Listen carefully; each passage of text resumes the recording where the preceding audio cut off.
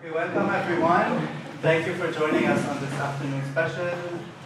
Thank you so much for AlFilm for hosting us. My name is Joey Harfouch and I work with NAAS, the Network of Arab Alternative Screen. مش عارف لو بكر نحكي بالعربي. في حدا عنده مشكلة. Does anyone have a problem if we switch to Arabic sometimes? Elena. Hi. Yes. She knows very well. No. That's good. My own is okay. So I want to welcome Marion Schmidt, actually. Thank you so much for being here and for also partly initiating this project. Marion is, maybe most of you know her. She's a cultural manager extraordinaire. She's a film consultant. She has hands in everything basically related to Arab and German arts and culture, and specifically film and documentary. With Marion, actually with Jeem, they started looking into a guide that came to fruition, and today it is a collaboration between NAAS, NAAS, and Jeem. And I will leave it to Marion to introduce the panelists, and I hope it's a fruitful conversation. And thank you. Thank you. Thank you very much, Louis. Hello, everyone. So, as you already know, my name is Marion. I'm super happy that you decided to come despite the sun outside. And I promise we will try, even though registering an association in bureaucratic Germany might sound like a dry subject, we will try and keep it as fun as possible and also as interactive as possible. So I'm already inviting you now to be active listeners and to come in with your questions or experiences. And I know that we have a couple of people in the room that have participated or are on the board of the organizations that we have here today. So I might come and involve you in the discussion. You tell me if I shouldn't, but I will make you. Anyway, I'm super happy that this has come, that we're here today to finally launch. No, finally it sounds like it took long, but in a way it did take long. So why are we here today? Why are we here today? In recent years, many organizations from outside of Germany, and in this case we specifically look at the Arab-speaking region, have for different reasons decided that it might be necessary or also favorable for them to start associations here in Germany. And I start from my own experience briefly before I introduce my panelists. I was part of founding Docsbox, an association that was emerged out of a film festival that was run in Syria. And we decided to set it up as a support organization for documentaries, filmmakers from and in the Arab region in 2014. And I suddenly found myself into the position of participating in founding an association. And I thought it would be a complex endeavor, but I would have never thought that it would be that complex, in the sense that I kind of trusted German efficiency and the fact that there might be a place where I would find all of the information needed to go on with founding an association, and I found I was completely wrong. And I think this is our three organizations that we have here today. We have sadly not with us Dalia Othman from Jeem, but she has recorded a video for us that we will play in a minute. We have three very different organizations here that, as part of their life cycle as projects and then other organizations, decided to go on this journey of founding an association. So we have with us today Jeem Saleh from Nawras, Nawras e.V., eingetragener Verein, association, registered association in Germany. Started off as, I would say, a collective action, mostly by Syrian artists and cultural workers that were living in Berlin, to support each other, which very much relates to some of the things that we were talking about this morning in the atelier, who felt at a certain point of their collective action that it would make sense to institutionalize. And I will let you, Jeem Saleh, who's the program manager of Nawras, talk about it in a minute. And then we have with us Furad Abu Hashash from NAAS, who is the financial and administrative and finance manager. And NAAS has been, again, I will let the two of them talk a little bit more about the associations themselves, but NAAS has a little bit of a different story because NAAS was founded in 2014? 16? Okay, 16? You mean like registered originally, or like we started in 2007 basically, yeah. Yeah, so it's been around for a very long time and was registered in Lebanon in 2016 as an organization, and as Furat will tell us in a bit, had a journey from Lebanon to Germany and for various different reasons decided to register an association here, but at the same time kept the entity in Lebanon. And then we have Jeem, last but not least. Jeem is a project of the Goethe Institute, or it's still a project of the Goethe Institute that started in Cairo at the regional office of the Goethe Institute in Cairo, and then moved out of Cairo but remained within the Goethe Institute. And at a certain point, the team of Jeem decided, together with a couple of consultants, that it would make sense for them to start an independent association to move on with the project. And they are currently in the process of finalizing their registration in Germany. So we have 3 different cases, and I'm extremely happy that we have you here to share your journey with us. And we will also we will take you through the 3 case studies and then talk a little bit about the challenges that the different teams encountered. And we will look at these challenges from a legal perspective, from an administrative perspective, but also very much from what this process meant for the members of the team and the identity of the organization, of the associations and their activities. And I think I would like to start with Dalia Othman's video, and I hope you can see it and it's dark enough. Marhaba. Hi everyone. I'm Dalia Othman, the project manager of Jeem.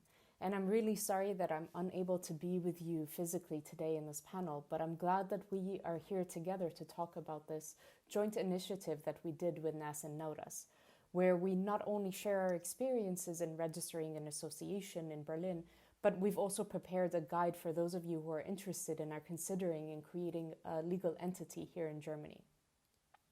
To start things off, I wanted to give you a brief introduction to Jeem and how things came about with regards to this guide. Jeem is a website that produces multimedia knowledge in Arabic on the topics related to gender, sex, and sexuality.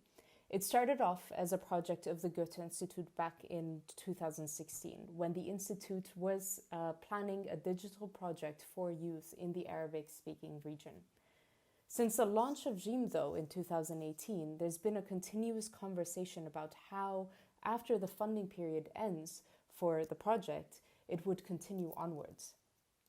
In 2020, we underwent an evaluation process, and it was recommended, or I should say highly recommended, that Jeem would continue on as a registered organization. And after considerable conversations within the team and within the Goethe Institute, we decided to register in Europe for various reasons, mainly, of course, due to the situation in the region itself. And I don't have to go into the details of the economic situation, but also the security situation, and why right now there's a preference to register a lot of independent organizations in Europe. The decision where to register, though, in Europe was not an easy one. There was a lot of research that was done to see which country would be the best place to register in. And it was a collective decision, and we found that it was actually more reasonable for us as a project of the Goethe Institute to register an association here in Berlin. And we decided to register an e.V., Verein, or an association, to allow for the team members to also be part of developing this new association. It was then, and after this decision, that we started doing research on how to go about it and realized that we definitely needed help, which is why we reached out to Marion Schmidt to help us with the research due to her experience and knowledge. And this is sort of how the initial guide came about. The guide itself was very much catered to Jeem. It had a lot of insightful information on the structure of the association, from the General Assembly to the board to the differences between them and sort of the employees of this association. And in addition to that, the step-by-step or the steps needed to be taken to actually end up with a registered entity with an active registration and a bank account. And it's been very informative for us. We've kind of used it and followed these steps. And right now we're actually in the process of registering Jeem, and hopefully within the coming weeks should have an official registration certificate. And it's from this guide that you see the final version today. Again, thanks to Marion, we were able to connect with NAAS and Nawras to further develop this and make this into a public guide that you see today that you can actually use for yourselves. Now, I just want to say maybe a couple of lessons that we've learned over this process, even though we're still, haven't officially or don't have our official registration yet. And one key thing is that it's actually really worthwhile to understand the differences between an association, a verein, and a non-profit company, and see what is actually more worthwhile for you and for your goals and objectives. Because there are plenty of differences between a verein and different companies as well. So I would highly recommend that you do the research, because the guide itself is actually specifically about a verein. I can also say that from our experience, it's really helpful to have a lawyer or bring in a lawyer early on that has knowledge in how to write the statutes, specifically from a very bureaucratic perspective. While you may have a clear idea of what the association would do, it's really important to be able to translate that vision and mission of that association to a document or a statute that the financial authorities would be able to understand. And this is where a good lawyer would come in to support you with that, so that you don't end up in a lot of back and forth with the German financial authorities with comments and questions. There's of course a lot to be discussed about this process, what comes first, what you need to pay attention to, but since we're still undergoing this process, we'll be able to share our experiences in a case study in the coming months. We'll write it up and publish it hopefully by the summer. So do look out for that. I'll leave it for Furat and Zain to speak more about their experiences with registering an association, because they're obviously more established and have gone through that process at length. Lastly, I want to thank Marion Schmidt for helping us in developing this guide, and also for making the connection with NAAS and Nawras, which, our collaboration made this guide possible. And I want to thank you for attending this panel. I do hope that this guide will be helpful for you in your process of thinking about registering or even registering an association here in Berlin or in Germany. And please do keep an eye out. The guides are going to be published on our websites, and please check out Jeem and you'll see it there. Thank you. Goodbye. Thank you. So I hope you were able to understand what Dalia was sharing. For me, as someone who has been part of the process, I'm super happy to hear that it has almost concluded. And I know there are also other people in the room, like Rana, who was part of the process at some point, and of course Helena Machina, who is the project manager at the Goethe Institute. And maybe just one question to you, Helena. I know you said that you don't want to talk too much, but just one question to you. So how long would you say did it take from the moment you decided that this was going to happen till where you are now? And if you would have to choose the two most difficult things in the process, what would these be? For the timeline, I think the first time we really made clear to ourselves that we want to be an association founded in Berlin was almost 1 year ago, I think. And then we actually started to look for external experts to guide us on this process. This is when Alana came in. And then actually we had half a year of the facilitated process with the team to really make sure we all know where we want to go, we all share the same mission, we all know how we want to work together in the future. And this process started last summer, this facilitated process. Then we finalized the statutes in November, December, I think. And then we had a Christmas break, and then on 9th of November, or 8th, no, wait, beginning of February, sorry, we had the founding meeting, and on the 9th of February we had the appointment with the notary. And until today we are waiting for the registration confirmation. So I think, thank you very much for sharing this. I come back to the challenges, just like to get an understanding of how long it takes. I mean, now I'm not talking about the process of agreeing within a team that this is what you want to do, but the moment you agree to do so, how long it will take. And now it can take 2 more weeks, but it can also take 4 more months. Yeah, we which just is, got the tax number, but not yet the registration. but it's in existence. You have an EV, an association that is called Jeem, not EV yet, but Jeem, which is great. And what were the major challenges you would say on the journey? I think major challenges, one is definitely the German bureaucratic language, which needed a lot of translations. This is why we engaged you to help us with it.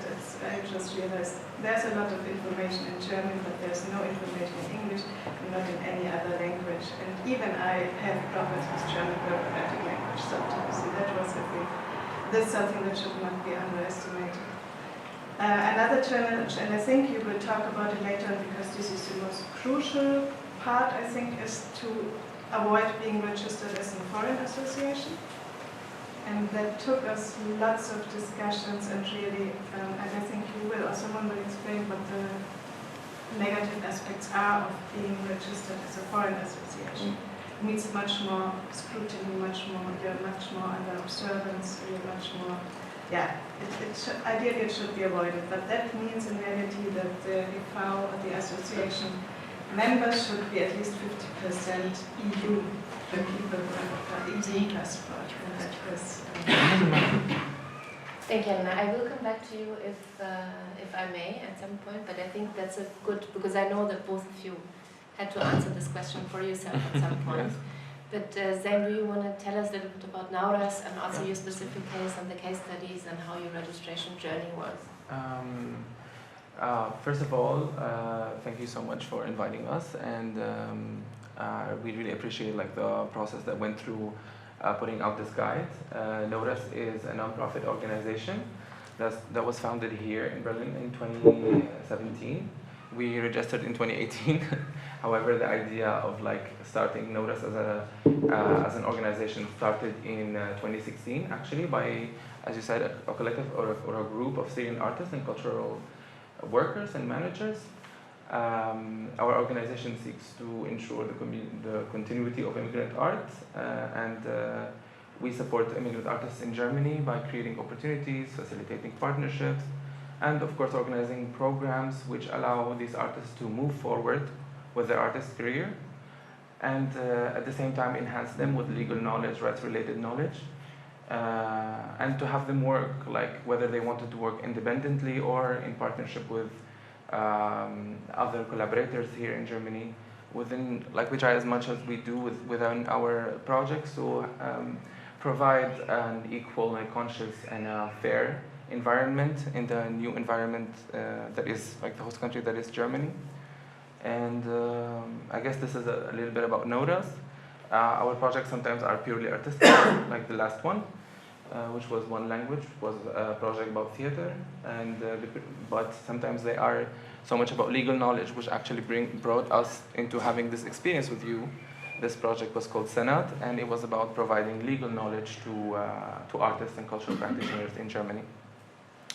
And the registration journey, I mean, I wasn't working with NORS when they registered, but I was told often by Mudar al-Hajji, Bassam Dawood, and Hirat, of course, about how challenging it was for them to first think about to register as an association, the level of apprehension and despondency that comes with being intimidated by this long and bureaucratic journey that is registration, and how hard it was, especially for people who recently relocated to Germany. They don't speak perfect German yet, and even their German friends don't really understand this bureaucratic language and terminology. So they had to deal with a lot and also find information, because there was like a noticeable lack of information regarding the registration process. Where to start? What is the first step? How does the process go? Who should I ask? Where am I going to get this information? And therefore, of course, there was legal consultations with lawyers and all what it required to actually do the process right and not actually be very much intimidated by it. At the same time, I guess, of course, like we are not like Jeem, like that is a project that was incubated by a bigger entity before. The decision was to actually form this entity and to have like this supportive hub and organization for, in the beginning it was for Syrian artists, but then again it was for all immigrant artists, because we all face very similar problems, and that's what NORS focuses on at the moment. So yeah, I mean, in this sense, the collective was also like not very comfortable, not very was still exploring the German arts and cultural sector, trying to understand the different, what is an UG, what is an EV, what is all of this, and what are the differences in between all of these, and what is the perfect case scenario for an organization like NORS. Thank you. I think I would like to go back into the question of the Ausländerverein that Helena raised, and then also maybe translate a little bit, because I don't know how if everyone here in this room is familiar with the structure of an association or how it is in Germany, and if I bore you, just raise your hand and tell me that because you know all of this. Just very briefly, in a German association has its highest entity is the General Assembly, and to found an association you have to have 7 people that constitute the founding members of the entity, and then this entity elects a board, and from among them or from outside, but we don't have to go into the specificities. I hate this word. And then this board can or cannot, may or may not, whatever they choose, hire a manager or managers to run the day-to-day business of the association. And what Helena was referring to is sorry, it's just blinding me, but the makeup of the General Assembly, where how she quite rightly said, if you have more than 50 okay. Interesting. So you can already see you see it here. See, General Assembly, board, management. General Assembly is the highest entity and elects the board. They constantly collaborate with each other, and then they can have management, and the management can have, there can be employees or freelancers. It depends on the setup of the association. But actually, what I wanted to stay on is the makeup of the General Assembly. Is how did you manage that in the case of NAAS? How did you manage that, given that you wanted to avoid being what is called in German an Ausländerverein, a foreign association? I mean, this is basically like the first advice that we got from consultants, which is avoid registering as a foreign or association. Do you remember why? Because of course it affects, first of all, there's, as Helena was mentioning, there is much more supervision, much more audit, much more actually, and also there's a lot of, it's interchangeable, because at some point there, like the laws and the legalities of it change constantly in Germany, and therefore it might not be like in the favor of this foreign organization. At the same time, it doesn't almost have the same rights and like regulations that a German organization might have, and therefore it was like we were advised to register as a German organization. And notice in the beginning, not knowing like so much about the scene itself and the differences and so on, they tried. I don't know how to say this, but they tried to when they were like choosing the General Assembly, the founding members who were like obviously Syrian artists who wanted to have the supportive hub, they wanted to take this into their advantage, saying like, okay, we have to choose a General Assembly with 50% or more of German citizens. So why don't we take this as an opportunity to actually connect with people who share our values, who welcome immigrant artists, who come from different backgrounds, who have multiple experience in different fields, and also based on the networks of these founding members as well, because they were already working here in like small projects or have worked previously with them before relocating. So it was basically trying to find that fine balance of like, okay, we have to be a German association, but also we can choose the General Assembly of people we trust, of people we want to collaborate with, of people who can benefit NAAS, because that was probably the focus. We wanted to do it right in that sense. And this is how possibly we came to like have like a kind of diverse General Assembly that was agreed on by the founding members. I guess that was our experience. So you basically said you used it as an opportunity to form some sort of almost a sounding board that would be a supportive entity within absolutely. the organization. That would like give us like, because some of them were already board members somewhere else and so on. So therefore we wanted to also benefit from the experience of our other organizations, peer organizations that already started, and benefit from their expertise as well. Yes. Thank you. Thank you. Right, in the case of NAAS, it was a bit, it had very different complexities given the fact that there was a registered entity in Beirut, and it was a running organization with existing funding, existing partners, existing members, and then there was a need to start the entity, a new entity in Germany. Tell us a little bit about this process and how you experienced it as a team. Absolutely, like the entity in Beirut was already established, and it also was a non-profit association, which is like we need just to appropriate it to Germany, like we need just to tweak simple things, but like more or less associations are the same, which was beneficial actually. Like we had this, that was to our advantage, but at the same time that the entity existed put so much pressure on the registration process, because we needed a functioning bank account, we needed a legal entity so that we can carry on with our outstanding obligations. We needed to carry on, so that put so much pressure on a process that needs a lot of meditation. Seriously, it's not actually like, I feel that integration, registration has been more or less a very internal and reflective process. We needed to define ourselves and what we do, and we needed also to define our processes of decision making that we need to do, and moreover also we needed to know which people we need to engage. So there was a lot of internal work, and the existence of an organization that was interrupted all of a sudden because of a financial crisis put so much pressure on this. Now, regarding the... Can I interrupt you? Do you want to tell? Because I don't know if everyone knows what NAAS does and what... Sure, definitely. Like I feel like a lot of people here are familiar with that. I can't talk about it. If I get too excited, stop me. We need excitement. Yes. Well, we are like a wonderful constellation of spaces and initiatives working in alternative cinema in the Arab-speaking region. Our members are like alternative cinemas, we are cine clubs, we have cultural institutions, and we have also publishing and media platforms. We have networks, other networks as well as part of our network, and also we have film festivals. They are we are basically active mostly, or not, we focus on film exhibition as opposed to film production and filmmaking. Our work starts at when the film is done and now we want to screen it.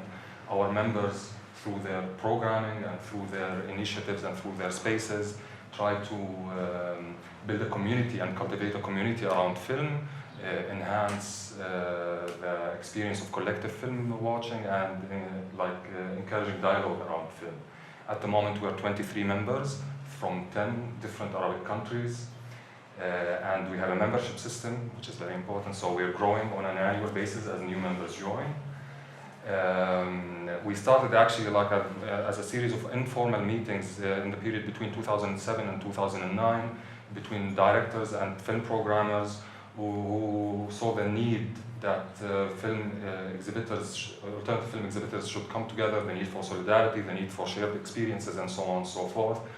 In 2009, we were just like 5 members who started working as an incubated by Arte East in New York. And then we kept working like this and growing, and in 2016 the network has grown in activity, has grown in members, and started demanding its own sovereignty in terms of administration and finances and governance. So it was registered for the first time in Lebanon as a non-profit association, and worked there until 2019 where Lebanon failed. And so we had to move like an emergency, like to register the association here in the European Union, and Berlin was actually the target, and that's where I joined. I actually, all what I said, I wasn't part of this. No, I'm just like joined. Very excited about it. It's wonderful to hear someone talk with such excitement about the place that they work in. Cool. So thank you very much for that. Good. So I joined in 2020 basically for the very reason to register NAAS in Berlin, and at the end of 2020, it was 28th of December, we got the tax number, and then we were registered by the beginning of 2021. And I'm very happy that we are here now talking about it, because it certainly we didn't feel so assertive at that time. Yeah. How did you go about the process? I mean, basically it should have been very easy, right? You had members, an association has members, so didn't you just fill the form, get to people, you already knew what you're doing, and then? Wasn't it that easy? It wasn't that easy, to be honest, because we were hoping again to put our members on the General Assembly. And that posed a lot of, it posed first of all the Foreign Association to us, because we had the benefit of Nawras, Nawras's experience at that time. And the Foreign Association was out of the question. Like, there's so much mystery about associations, but this one, somehow, there is no mystery about it. Like, don't do it. It's ill-advised. Like, on the literature, experts, and actually, like, just to make it up, without mentioning names, but a foreign, one of the biggest Arabic institutions, a huge address in culture and arts, has been registered here as a foreign institution in the European Union, and recently their bank accounts have been frozen. And because they are a foreign institution. And this is the thing, like I feel that foreign institutions are ill-advised for the very reason because they are allowed in theory, but in practice there isn't much reality about it, and they are just like dealing with a stateless person. There are no rights, no regulations, anything can happen.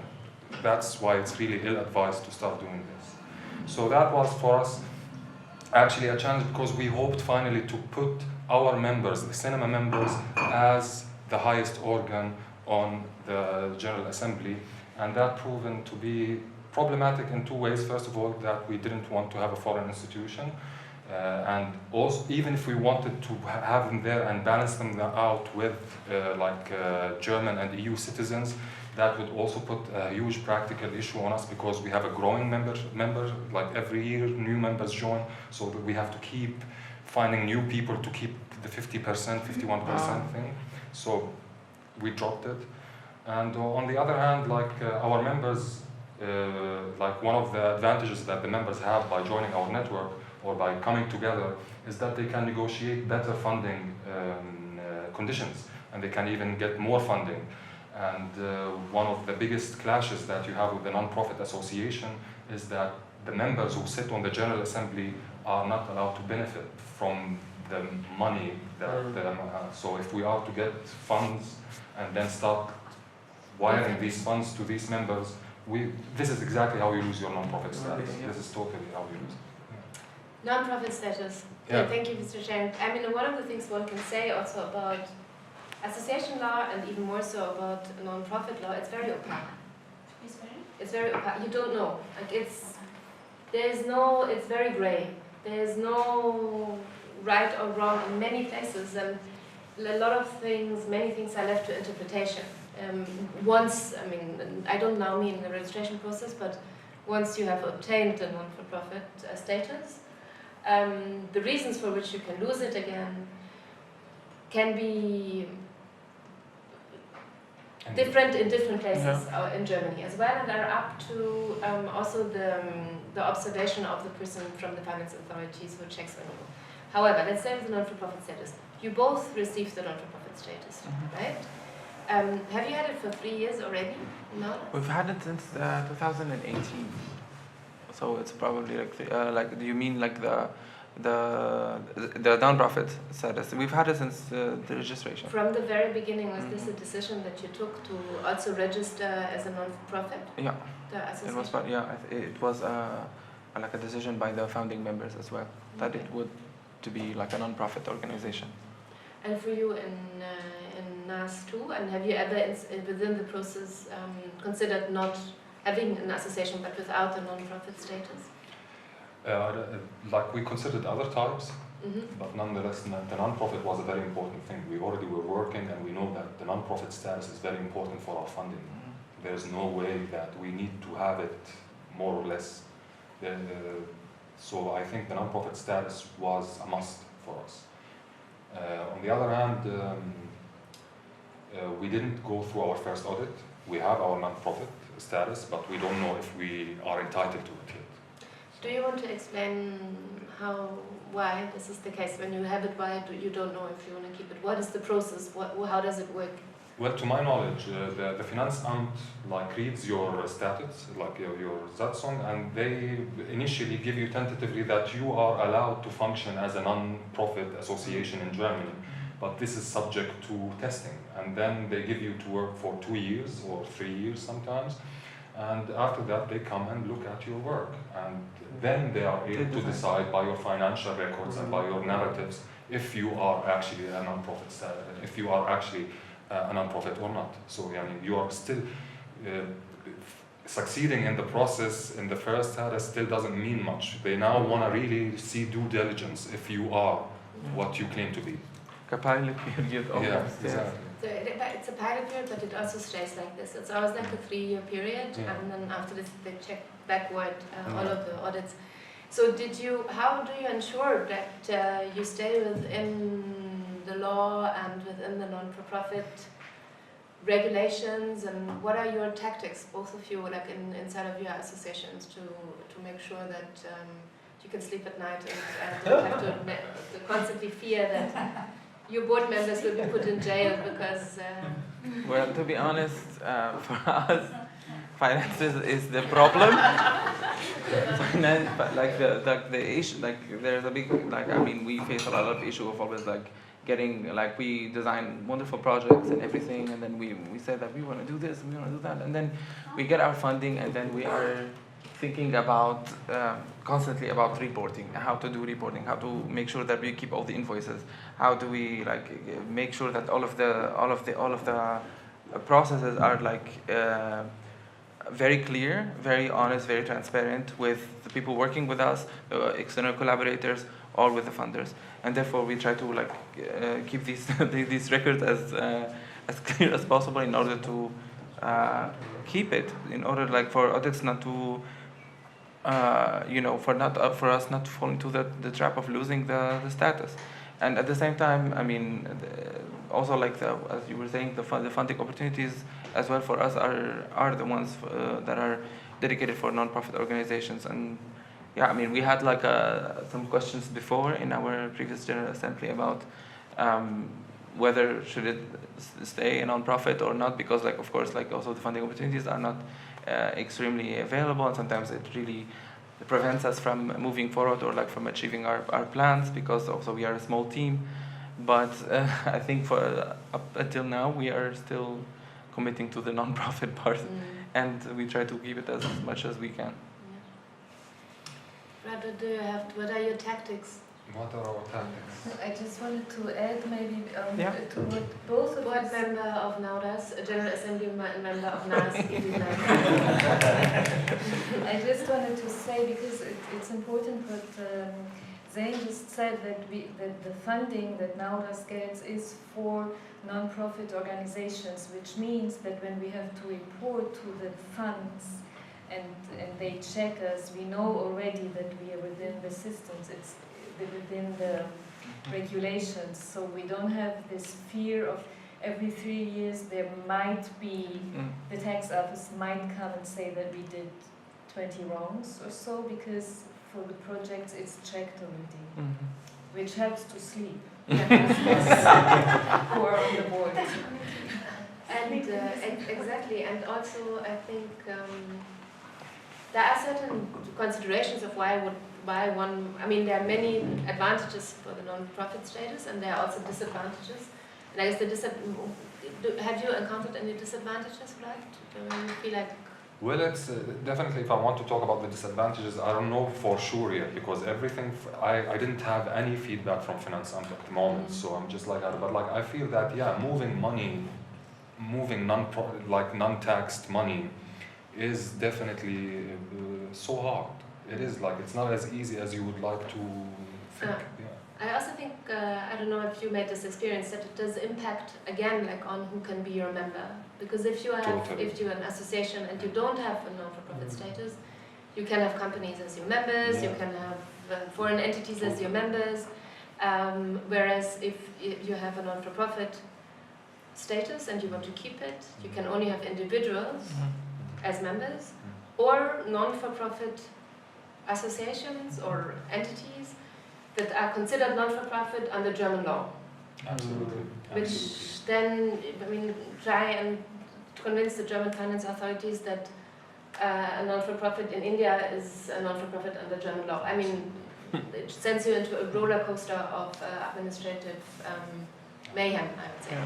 But I would like to still stay on a little bit on the tactics, because Dalia mentioned in her video message or in her little presentation how important it was for them to talk to a lawyer early on and to involve different experts. Do you outsource some of the work that you have? Do you involve experts from outside to support you in the who supported you in the process of registering, but also support you now?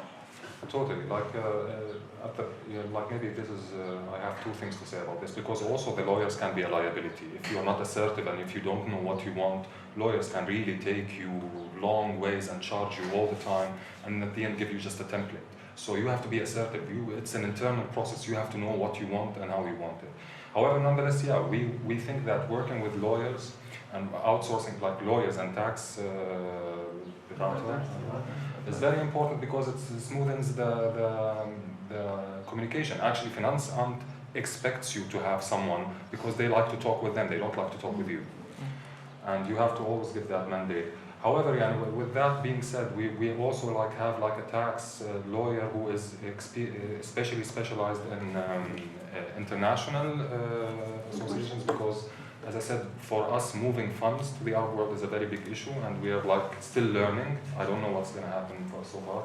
And I would also mention that actually, given that there is so much uncertainty in surrounding the non-profit law, there's even an insurance dedicated to it. It's called Directors and D&O. I don't know what it stands for. Yeah, so this insurance is basically dedicated to if you screw up in your non-profit work, which is so possible because there's so much uncertainty. So you have an insurance for the people who are liable. So this is also a tax. To a certain extent, yeah.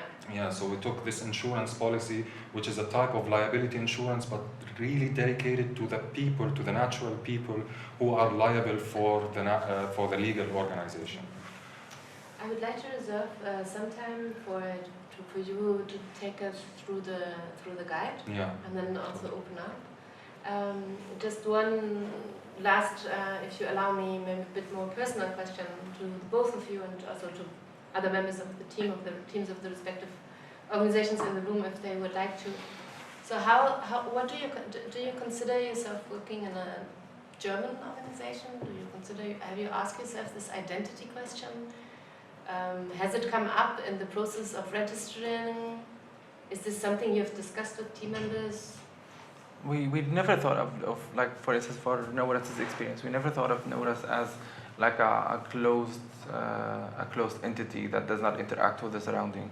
But at the same time, I don't think we ever thought of it as an actual German association. We thought of it as a place, as a hub where these two things interact in a healthy way, in a conscious way, in a fair way, where collaborators and artists and organizations and funders and other organizations that we work with, they meet eye to eye and they talk together. So I feel like this was never like NORS was never thought of as a German association, but also it was never strictly like a Syrian or an Arab organization, because we within our project, of course, we have different focuses.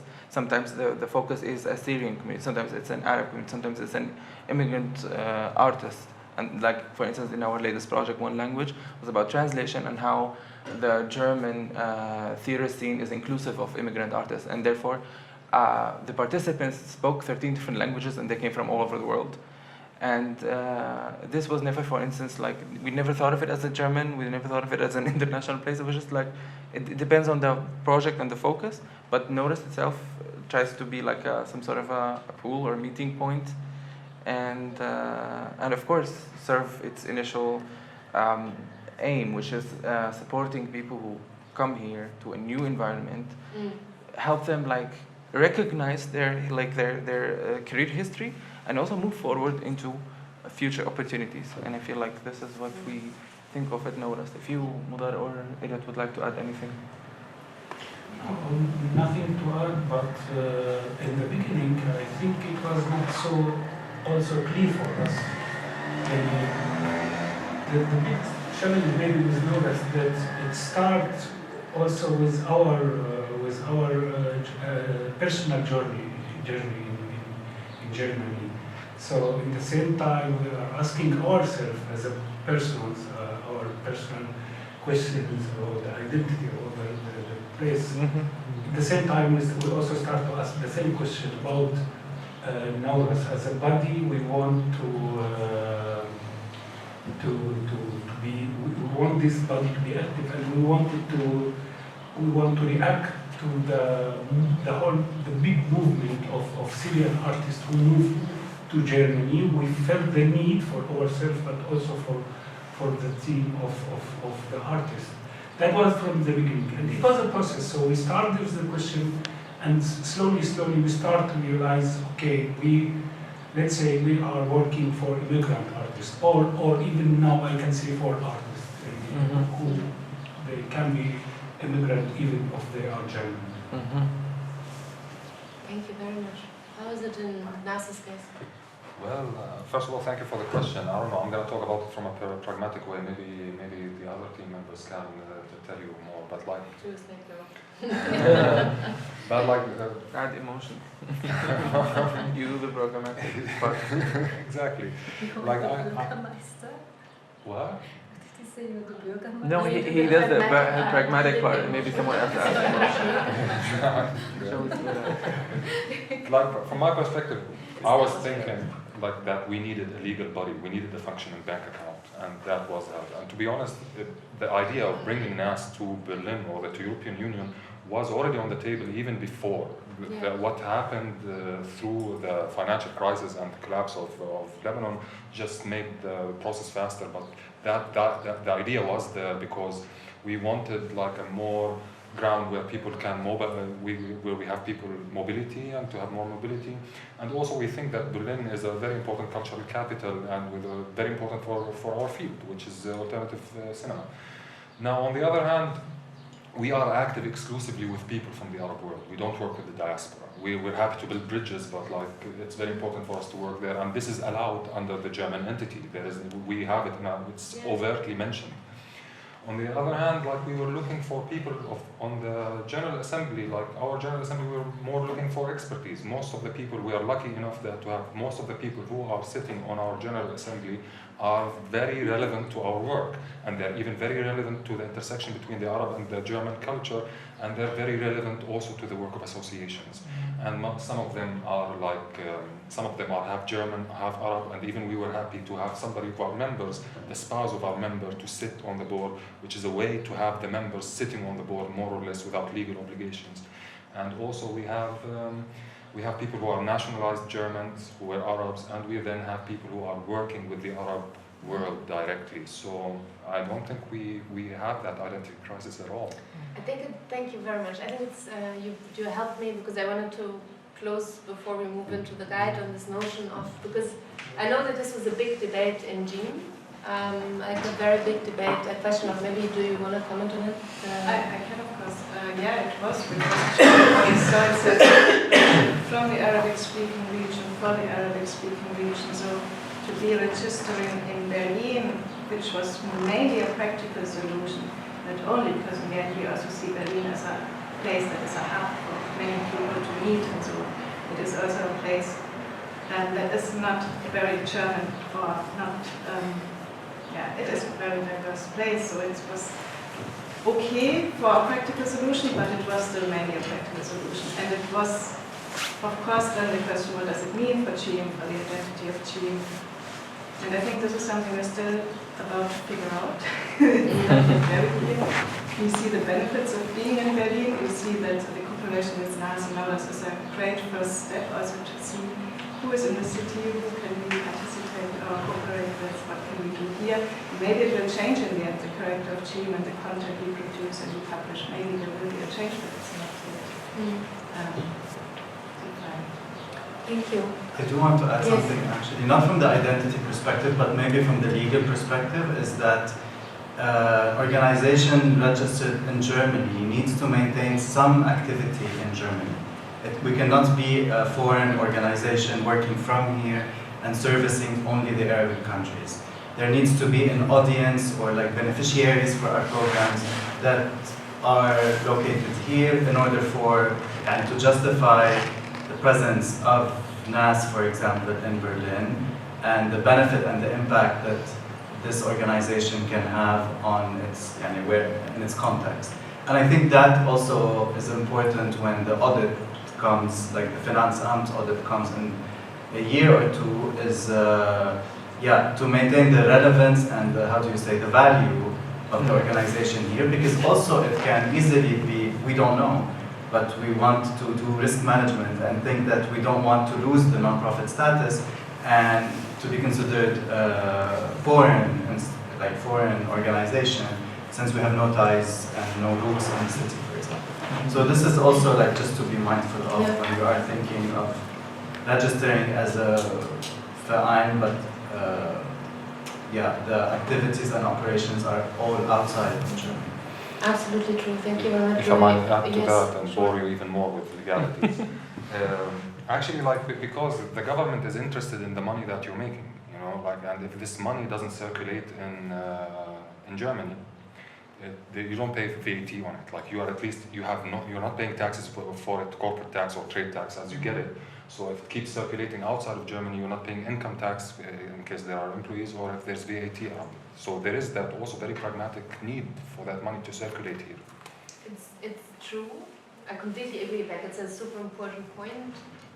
I think at the same time, it doesn't. I mean, for instance, if you have 5 employees in an office, that already means you're circulating the money. Or if you you create publications, and these publications are on your website and people can access it, or you have a part of your website that is in German, or there are many ways of ticking this box, right?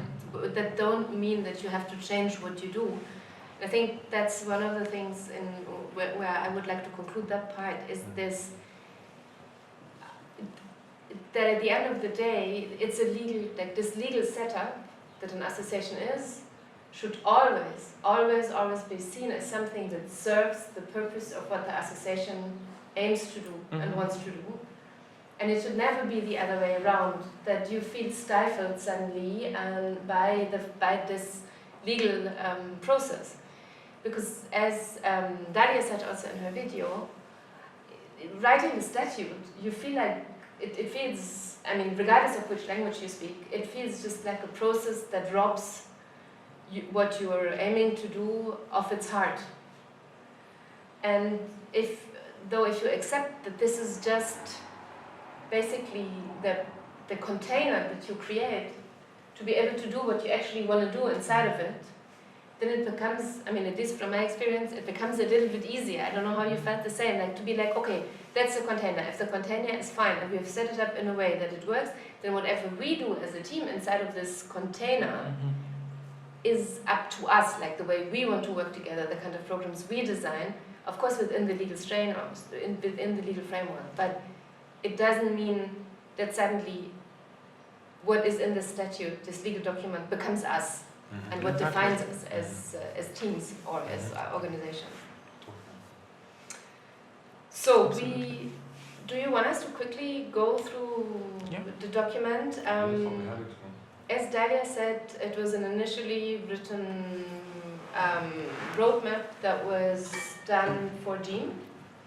And then, in a very, very lucky coincidence, the three organizations at the right time came together and decided to put this beautiful guide together that is actually designed by our good friend Abraham Seydoun, who is a fantastic designer. So if you want to work with someone who is fantastic, amazing, and wonderful, please contact Abraham or me for his contact details.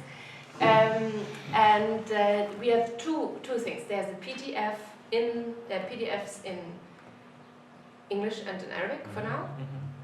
If someone wants to translate it into other language, you're welcome to do so. Yeah, and please let us know. We can provide you with a draft. If you know anyone who would try to translate it to Turkish, Farsi, whatever other languages, we're happy to. And then there's a live guide, and you might want to both tell us a little bit about the live guide, how to interact with it, and what, maybe also in a nutshell, what it contains. I mean, the live guide basically, when we were looking at the initial document that was written by Marion, we realized that the case studies maybe and some of the more detailed information might actually have like a different room, and this therefore we created this live guide. Also, it is also a tool for all the people who are interested to register for an association or the ones who already registered to share their own experience as we shared our experience in the guide itself. So this live guide actually has like a few questions, very basic questions that you can formulate the way and shape in the way that you see fit, and actually answer and tell us more about your journey, your experience with the registration, and so on. Are we looking at this? Yeah, this is very, yeah, see, it has so many pages. But no, this is basically the template that that was proposed by NAAS, and that we also answered in the guide itself. So this is a live document that will be, I think, a Google Doc, and that people can interact with and add and shape and do whatever they want with it. And in the guide, you can see like the case study of Norris and NAAS, and hopefully soon maybe we see the case study of Jeem added to the live document, and maybe if you say something about it as well. Do we have to? Yeah. Well, like before talking about the live guide, I actually would like to talk and thank you for the fine balance you achieved in the content. We've done this enough. I think yes. But like from my experience, I would like to say that like when I was trying to register NAAS and looking for resources, there were like two types of resources. There were even like these books that would talk and like elaborate so much on things and elaborate on laws and the civil society and talk about everything, and you will get overwhelmed. This is not necessarily practical for somebody who's looking to take steps on the real world. And on the other hand, then there were like the internet thing were like very minimalistic, and I think this guide in terms of the content has achieved this fine balance of giving you enough to be able to go ahead.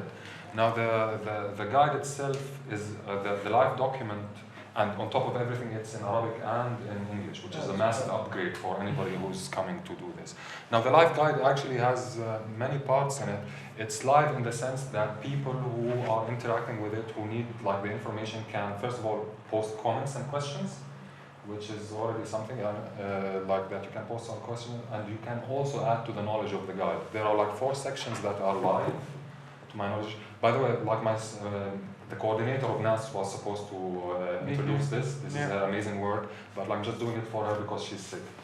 So like first of all, there's a glossary section, Fahras, where you can see most of the things and the terms and the things you expect to be dealing with. We added there in both languages, and you can see, you can ask questions about this, and furthermore, you can, should I stop? Should we remove that thing?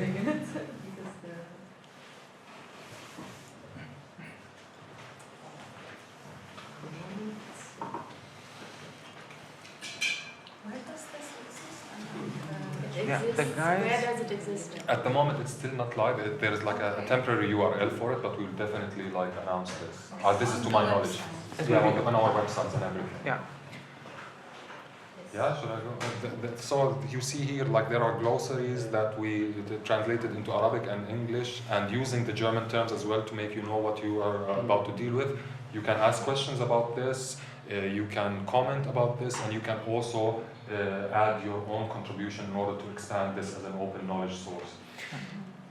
The other section, which is interesting, I find, and I like that it's also open, is the section that has to do with the internal organization of the association. Now, associations, there's so much about uncertainty about associations, which is a disadvantage, but it's also an advantage because you can, if you meet certain conditions and certain parameters, you can organize yourself any way you want. You can create any committees, you can create the team the way you want. And also we found that this is important for us to keep open so that people always share how they organize themselves internally. I know we did some tweaks to what's available. So in order to show different and multiple perspectives of how to run the organization internally. And then there is a section which I also like so much.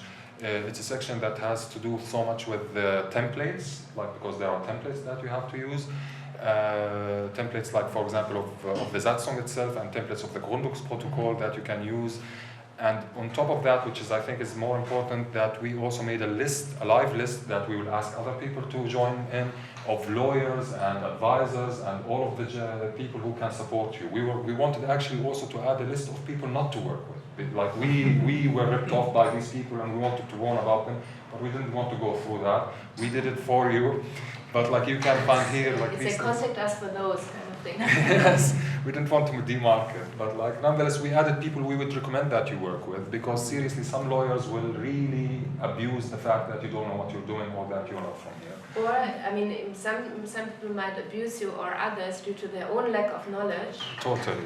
Will give you wrong advice, and you pay for it. Quite literally, pay for it. Yeah, you pay per hour. I just recently extra budget. had a certain experience. So I think this is a very important part, and we're also inviting people to put like other organizations that you can work with. Like seriously, if you're coming here and you're new and you have to deal with a lawyer, this is really already high level integration needed in order to deal with lawyers. So I think I'm really happy about this part here, and I hope that it stays live. And the final part, which is live, is the part of the case studies. We and NAAS have added our experience in terms of what challenges we face. We identified ourselves as much as possible so that people who are like us can relate to us and see. And then we talked about what challenges were there and how we try to overcome these challenges and what solutions we put in place. And also there's a template for here inviting everybody who uses the guide to enter their experience, because this is very important, I think, because it makes all of this dry and senseless principles, you see how they manifest and how they play out and how they can be helpful or challenging. So I'm so incredibly impressed. I am too, What you did together, the three organizations, with this initial PDF document, it's incredible. It's really, I actually think it should be translated into German, because I think, honestly speaking, I don't think that, you did the research, Helena, as well. Like, there is no comprehensive, like very few really comprehensive information in German that goes through this, like in a short form, goes through this process. Because the only one thing that I would like to say to this is, like, never think that this takes away the need to work with a lawyer or a tax advisor. Absolutely. Get external people involved in these processes, because you don't want to do it. Also, always bear in mind that your well-being and also work time is also expensive. In different ways. And valuable, and you should create a support network. It really makes sense to create a support network around, and at least this consists of a legal advisor and a tax advisor, or someone that combines the two. And extremely important what you said earlier, in particular when you're speaking about, there is a lack in Berlin. There are probably a handful of tax advisors that have an idea of non-for-profit law and non-for-profit associations in an international context. So it's extremely difficult to get a hand on them because they are just so few. And though it's imperative to work with someone that knows what they are doing in this context.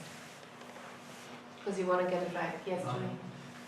I wanted to add also that it's a live document in the sense that it's also a resource, and also the people behind it are a resource. So whoever is thinking of registering or has an initiative or has questions can also reach out for the 3 institutions because we are like thinking of putting, I mean it is kind of already put together, but it's an additional resource to answer questions and to consult organizations in the making as part of this guide and as part of the... Great, amazing.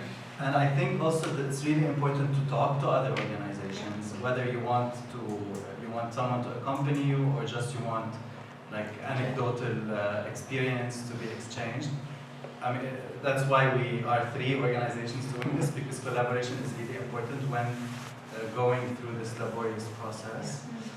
And I also wanted to add that it's not very obvious that conversations around organizational models and this like dry administrative material, it's not obvious that every day we get to talk about it. And that's why, I mean, for me it was important that whatever we went through, that we share it. You know, like we package it as information and we share it. And then hopefully it would get a life beyond the PDF, and then people will really interact with it. I really love this part and the sharing aspect of it. And thank you, because I was about to ask if there's, like, if I put a question there, is it going to be answered by the community, or is it, or whether it's been going to be answered by you guys or by whomever? Like, but then you said that's great. I mean, I've been dreaming of having walk-in sessions and just sit there and people could just come and have a chat. Because I don't find these organizational conversations so dry and boring. I think you can make them extremely interesting, because it's also defining how we're working together and how we're interacting together, and this goes far beyond this legalities around it. So I think we have a little bit of time left, and are there any questions, comments? Does anyone share information? Yes, Diana. I have actually 2 questions. One is more about, I think the guide starts when the group decides that they want to register FRN. It doesn't help making the decision of what kind of organization or association is more suitable for the kind of work that this group is planning to do under the umbrella, under the legal umbrella, right? Correct, yes. It doesn't go and it doesn't investigate the other options. It doesn't, even if not in details, but I mean, it doesn't mention, for example, how many different legal forms there are in Germany that fall into civil society activities or into non-for-profit activities. Okay. But then this is maybe something that we can reach out to the 3 organizations later to talk about. It does. I know that all 3 organizations went through the process of looking. You also did, right? And I know with the 2 of you, you went through the process of looking at the option of GmbH, which is a company limited by guarantee, and the GmbH, which is a non-for-profit company limited by guarantee, or an UG, which is a personal unbeschränkte Haft. A limited, and then you can have a limited, non-for-profit limited. Stiftung also. Yeah, a foundation. You went through the foundation options.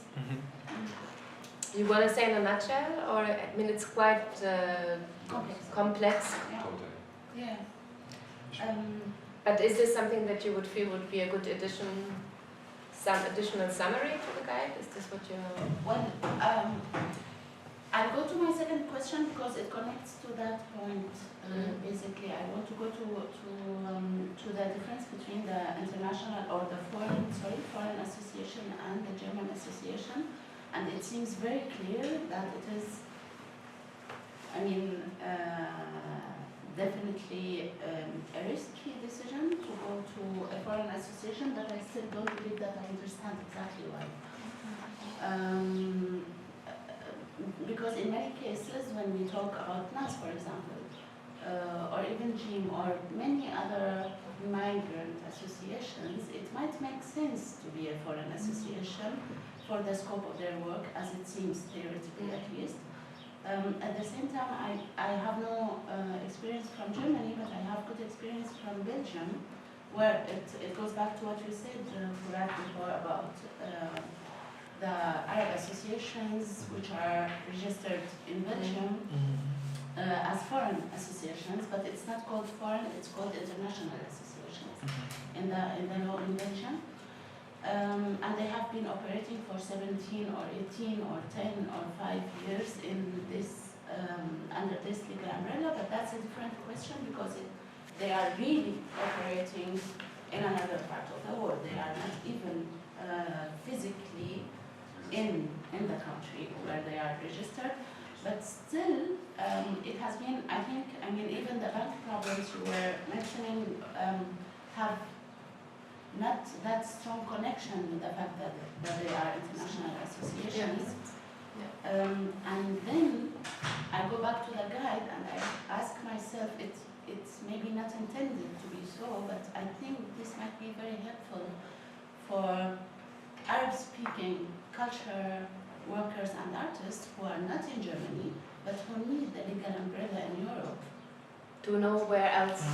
To work in their countries. So a Libyan association that want to register in Germany. Doesn't work. It's a different. Shall I say it in one sentence? Because it's a taboo always, and I'm happy to break it and to just finish the subject in one sentence. When you register as a foreign organization in Germany, you fall under the law of terror, and you will observed all the time, and everybody who's a member in the organization has to be reported constantly.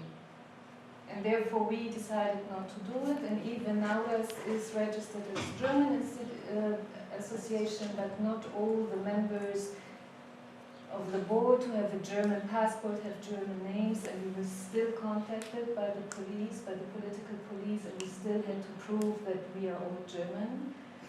Because the guy had a Turkish name, I sent him a very nice but very rude at the same time letter and said, we are as German as you. Okay. And I hope all is okay.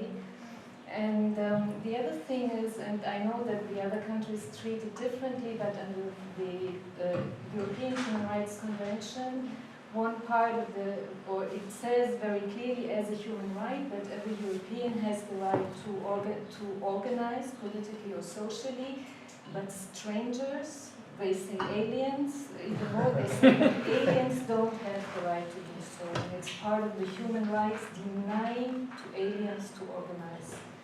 And with this, everything is said. But then, I'm asking about the legal framework, because in other countries, in other European countries, it's not illegal to be registered in Belgium, but be active and pay your taxes, submit your reports and audit reports annually. It's not illegal. It's not like tricky way. Can I just comment on this for a minute? Where are you talking about? Here. Like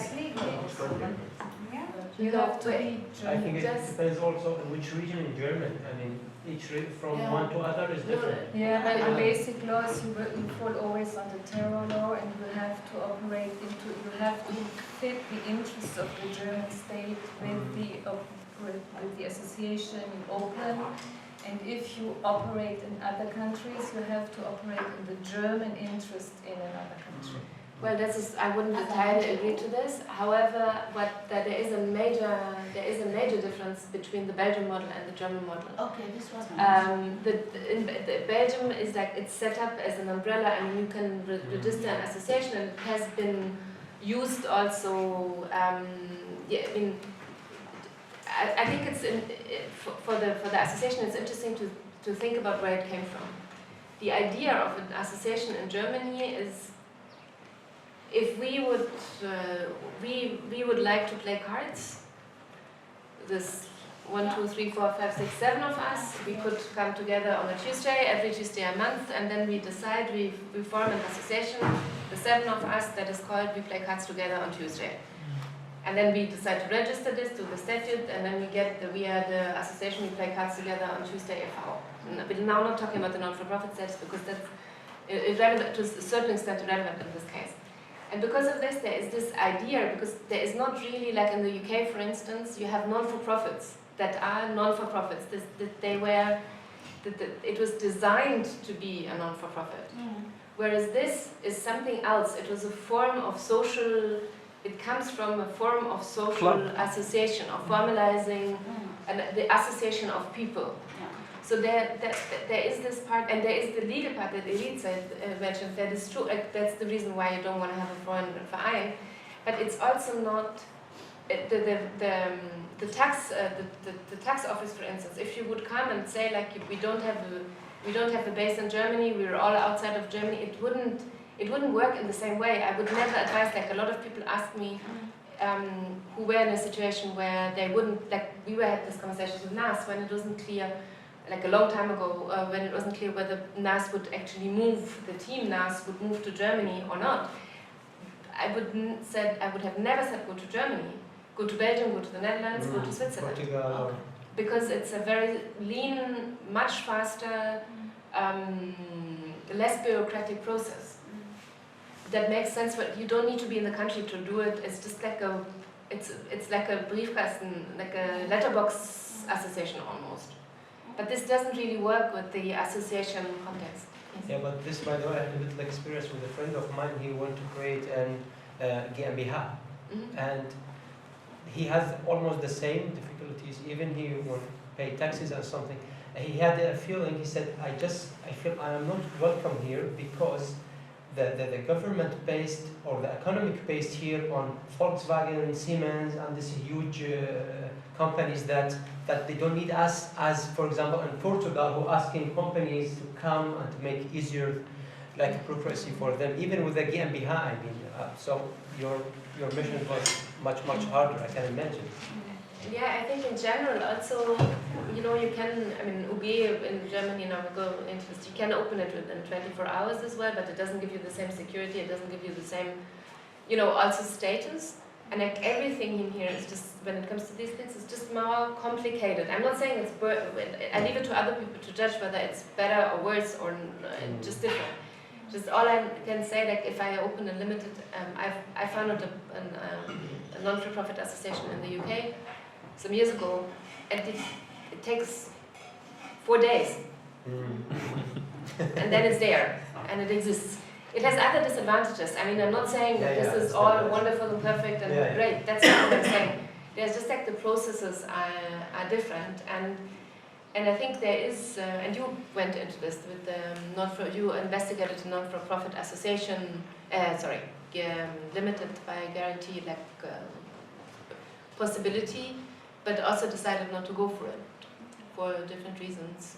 Well, NAAS needed to stay like public money. Like this is a very important thing. Like the other options make it more private. You know, this is not something that we wanted. And the foundation is totally something else. The foundation is a huge investment that you cannot come back from. If you want to do it, you have to stay in it, and you have to trust. To have a trust. And I don't think I have to come back on this because I see what you're saying with the Foreign Association, and I think that there is change required. I think it's just a long way, but there is also to push for the existence of associations that are not necessarily completely founded by European or German passport holders. At the same time, currently this association, I mean, that's also the reason why you find so few lawyers or professionals that know how it works internationally, because it's designed to be inside of Germany. It's not meant to be outside of it. But also the association law changed some 10 or 15 years ago, when the state outsourced many tasks of the state.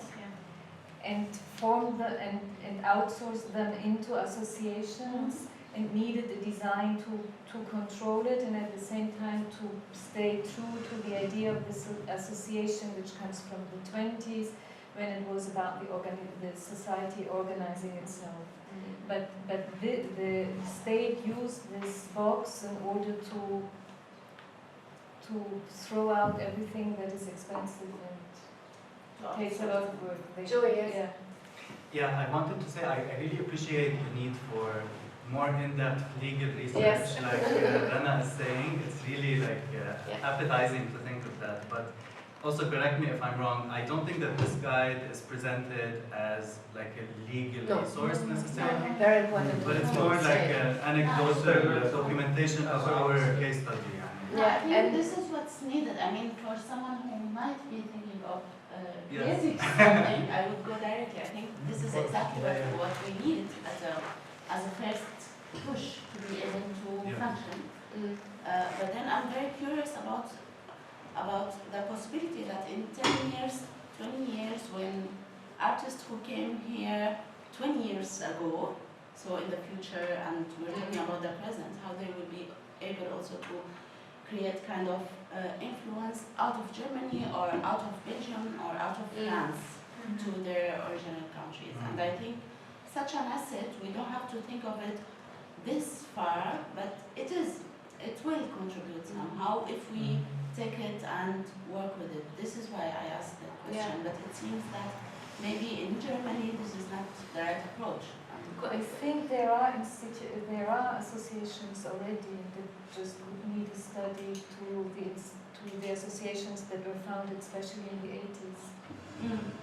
The Arab and Arab and Iranian and Turkish. Not so much. It was another diaspora. I really, sorry, go ahead. But there's quite a number of associations, and the Arab associations of the mainly Iraqi, because they had the biggest intellectual immigration in the 70s and 80s. But then if you wanted to say something, and did you raise your hand? Sorry, or did I just? No, go on. Just gonna say, I mean, NAAS is an example like that. I mean, NAAS is made up of a team, an international team with an international General Assembly, with another entity in Beirut. The German entity is run out of Germany. The impact is entirely outside of Germany. But for the things that we talked about, there is an office, there are employees, there is a board that meets in Germany, there is spending in Germany. However, the activities are all outside of Germany, and that's where it does already work in that way. But NAAS is existing both in Lebanon and... In Lebanon, not so functional right now. Yeah. There's nothing is functional. I also wanted to say that a lot of things, like within our research and within our experience, and Furat knows better, nothing is very black or white, as you were saying. There's a lot of gray areas. So answers and solutions are a conversation by definition. So if anyone is thinking of using this guide to do something with it, it comes with a conversation, I think. Like this guide really necessitates to be talking to us and to others as well. But also not only about the form of the organization or the model, the legal model that it can take, but also about the need to institutionalize aslan or not. To think of whether it's the best thing to come together as a registered organization. This is a much larger conversation, I think. And I hope that this type of bullet point guideline sparks something that is deeper, and like why are we, I don't know, I hesitate a little bit when we're thinking about this project, because I didn't want it to feel like a propaganda tool to register an organization in Berlin as if it's the solution for all of our problems. But it is, I hope it taps into this conversation about the need or not to institutionalize what are organizational models, what is the purpose and the function of a cultural organization today in general, be it in Berlin or elsewhere. Absolutely, I think these are fantastic closing words. I think there's a lot of more discussion that could be done. One important thing, it's not a legal document. Don't treat it as a legal document. Yeah, and it refers within the document itself. Yeah, it is giving you, it is, and also another thing I want to say, it sounds very complicated. It's not as terrible as we made it sound. And it is a relative, at the end of the day, correct me if I'm wrong, it is a relative, I've done it several times now, and it's a relatively straightforward process. However, it takes long. It's sometimes, you don't know where it will take you, but in the end, I mean, I waited for over a year for an organization to be registered in the pandemic. And it comes with patience, and it comes with a little bit of pain. The real challenge starts, and this is maybe another panel, another discussion, when it is there. How to keep it alive, how to keep it going, how to get the money, how to involve people, how to employ someone. That's more management than anything else. That's where it starts, the real challenge.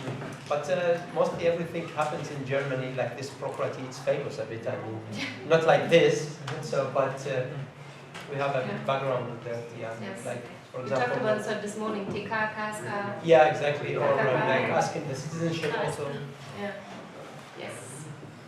What did I want to say? That's it. Thank you very much. Thank you, guys. Thank you. Thank you.